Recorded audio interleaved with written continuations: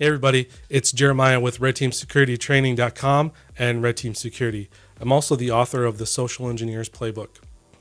Today I wanted to talk to you about two tools that we use for long-range and short-range reconnaissance when conducting red team operations and face-to-face social engineering. So stick around.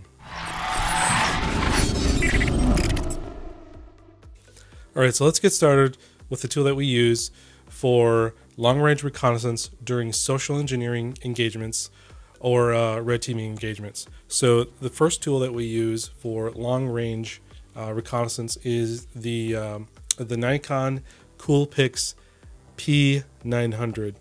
Now this puppy has a nice little viewfinder that we use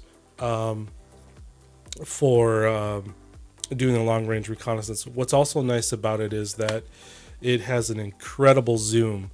Now this guy, I think it boasts up to, I don't know, it says somewhere on here, just an incredible zoom, and we've proved it. In fact, you can do a Google search for this, and I think it's on YouTube. You'll find all sorts of videos of this doing a zoom in on the moon, and you can see with incredible accuracy. I guess it says that it's 83x optical zoom and full HD because it does video recording as well.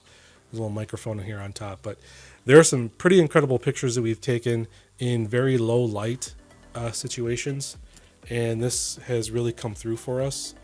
I'll post some pictures as we go along here, and in fact the zoom in combination with the low light capabilities really allows you to kind of really get up on a target, see some really quality detail, and understand what sort of things you might be under, especially for if you're going if you're using us on a red team operation, or maybe your social engineering operation is face to face and you want to do a little bit of stakeout and understand what sort of physical security controls, maybe some entrances, some cameras.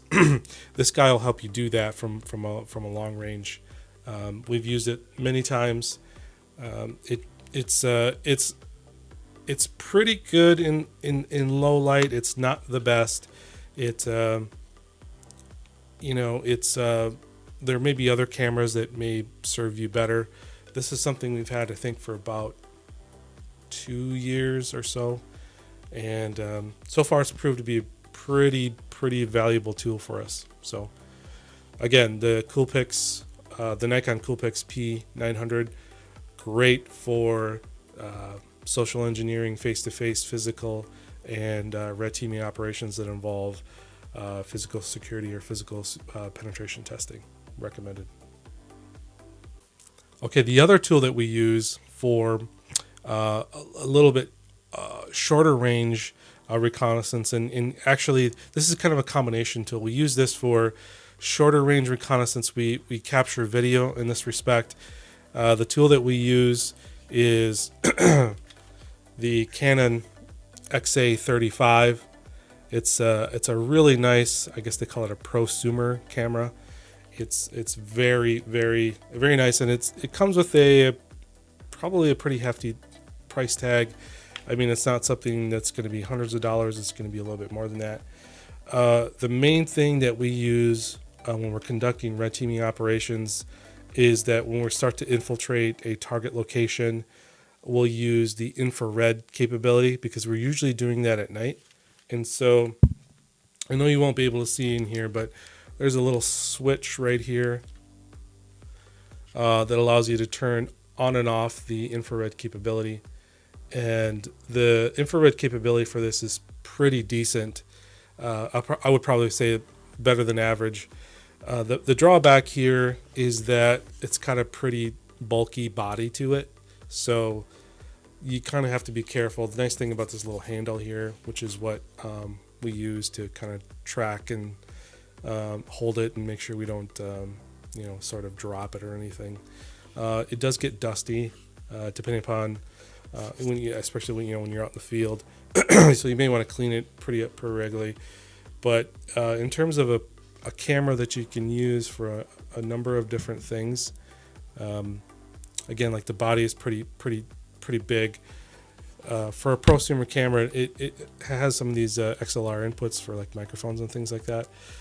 You can use the onboard microphone when you're capturing evidence as you're infiltrating into an environment.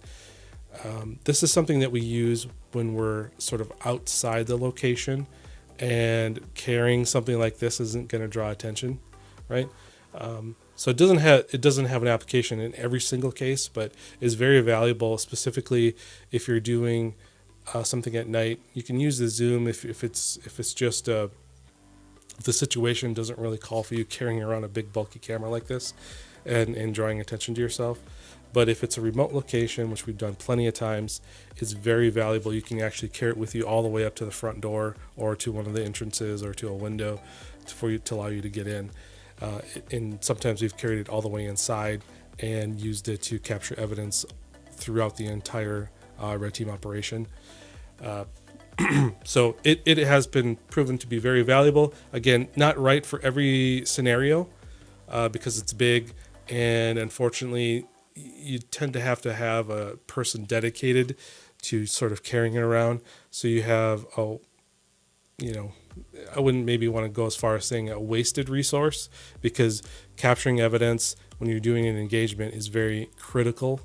So, but unfortunately, that person has to be kind of the documenter and kind of follow everyone around.